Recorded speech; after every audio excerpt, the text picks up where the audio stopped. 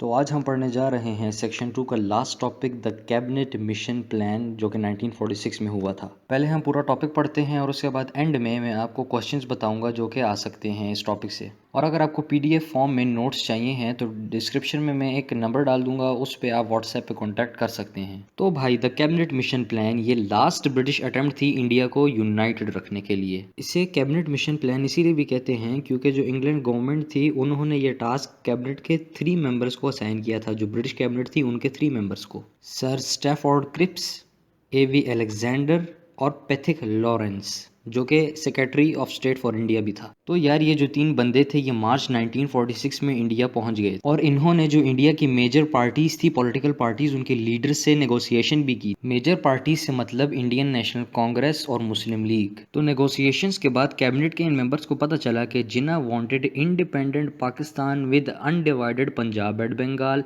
जबकि Indian National Congress wanted totally independent but undivided India, यानी कि ये पाकिस्तान को इंडिपेंडेंट कंट्री बनता नहीं देखना चाहती थी। ये जो कैबिनेट के मेंबर्स थे इन्होंने अपनी पूरी कोशिश की कोई कॉम्प्रोमाइज निकालने की, लेकिन ना ही इंडियन नेशनल कांग्रेस और ना ही मुस्लिम लीग अपनी डिमांड को ड्रॉप करने के लिए रेडी थी। तो ब्रिटिशर्स का तो यहाँ पर टाइम ज़ाया हो रहा था, इसीलिए उन्होंने इंडियन नेशनल कांग्रेस और मुस्लिम लीग को कहा कि वो एक इंटीरियम गवर्नमेंट जो है वो स्टैब्लिश कर देंगे और खुद इंडिया को लीव कर देंगे। इंटीरियम वर्ड एक्चुअली इंटरवल वर्ड से निकला है और इसका मतलब ये था कि कोई कॉम्प्रोमाइज निकल जाने के इंटरवल तक इंडिया में ये इंटीरियम गवर्नमेंट स्टैब्लिश रहेगी। तो इन कैबिनेट मेंबर्स ने ये प्रपोज किया कि ये जो इंटीरियम गवर्नमेंट है वो ऑल इंडिया कमीशन स्टैब्लिश करेगी और ये जो ऑल इंडिया कमीशन होगी इसमें कोई भी ब्रिटिशर नहीं होगा, सारे ही इंडियंस होंगे। जो इंडिया की प्रोविंशियल असेंबलीज हैं और सेंट्रल लेजिस्लेचर्स हैं उन्हीं के मेंबर्स जो हैं वो इस ऑल इंडिया कमीशन में होंगे और फिर ये डिसाइड करेगी कि पाकिस्तान और इंडिया ये 2 कंट्रीज होनी चाहिए या नहीं, सिर्फ एक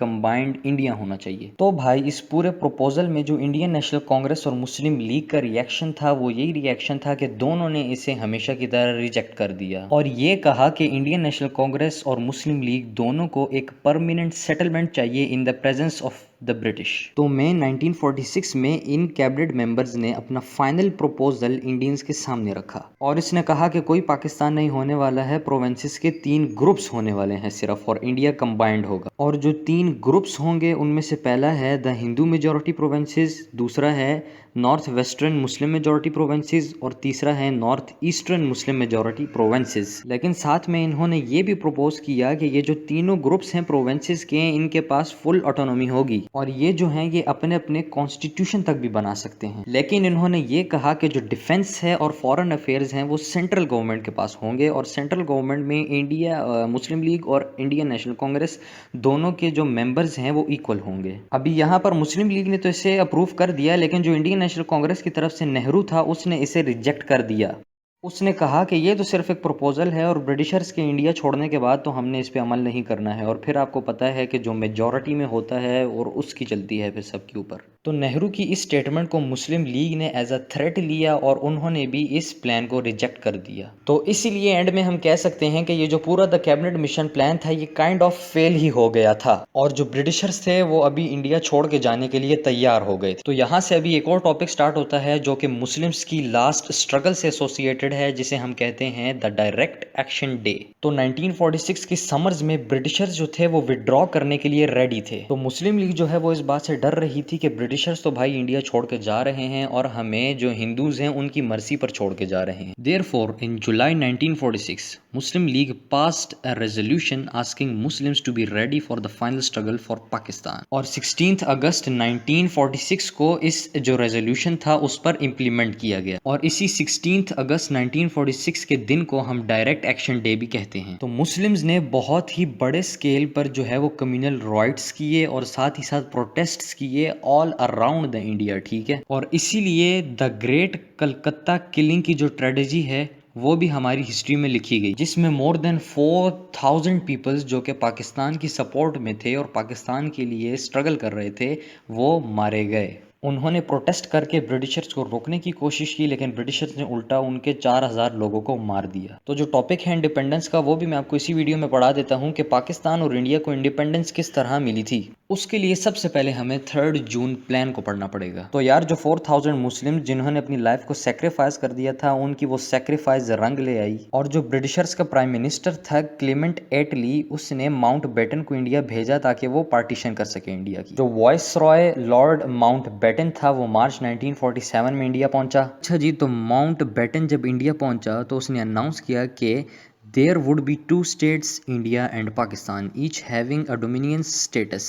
Muslim majority provinces would decide to join either state by voting. और ये भी उसने प्रपोज किया कि जो दोनों कंट्रीज हैं वो 1935 एक्ट को as their interim constitution use करेंगी। तो अभी जरा पढ़ते हैं कि माउंट बेटन ने पार्टीशन कैसे की। तो माउंट बेटन ने एक बाउंड्री कमीशन इस्टेब्लिश की अंडर सर साइरल रेडक्लिफ। तो जो रेडक्लिफ था उसके 4 असिस्टेंट थे जो कि 2 मुस्लिम लीग में से और 2 इंडियन नेशनल कांग्रेस में से थे। मुस्लिम्स के लिए अभी भी थोड़ा मसला था क्योंकि कलकत्ता, फिरोजपुर और गुरदासपुर जो कि मुस्लिम मेजॉरिटी प्रोविंसेस थे वो इंडिया को दे दिए गए थे। और गुरदासपुर से तो एक रोड भी कश्मीर को जाता था जो कि इंडियंस को कश्मीर का एक्सेस दे रहा था। और यही एक रीज़न है कि बाद में इंडिया ने ईजीली जो कश्मीर के कुछ टेरिटरीज हैं उनको ऑक्यूपाई कर लिया था। लेकिन जिन्ना ने इस अवार्ड को एक्सेप्ट कर लिया ये सोचते हुए कि कुछ नहीं से कुछ तो सही है। तो भाई फिर 15 अगस्त 1947 को इंडिपेंडेंस एक्ट जो है वो पास कर दिया गया, जिसमें ये स्टेट किया गया ब्रिटिश की गवर्नमेंट की तरफ से कि 2 डोमिनियन स्टेट्स होंगी, इंडिया और पाकिस्तान, जो कि टोटली एटोनॉमस कंट्रीज होंगी। और 1935 एक्ट जो है वो उनका एज एन इंटीरियम कॉन्स्टिट्यूशन जो है वो वर्क करेगा। तो भाई एंड में एक और प्रॉब्लम आ गई कि दोनों कंट्रीज को इंडिपेंडेंस 15 अगस्त में दी गई थी, तो अभी दोनों कंट्रीज एक ही दिन के अपना independence day मनाएंगी।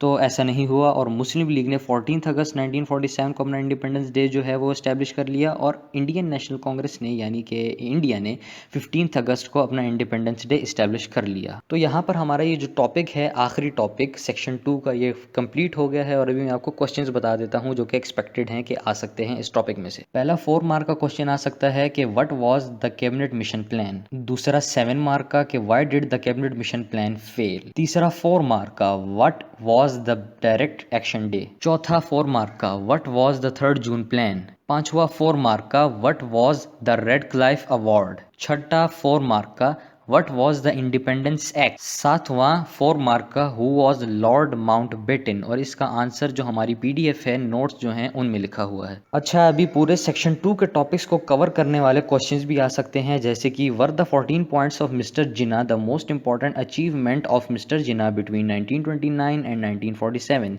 Do you agree. या कुछ इस तरीके का क्वेश्चन आ सकता है, The Cripps mission plan contributed the most towards the creation of Pakistan between 1940 and 1947.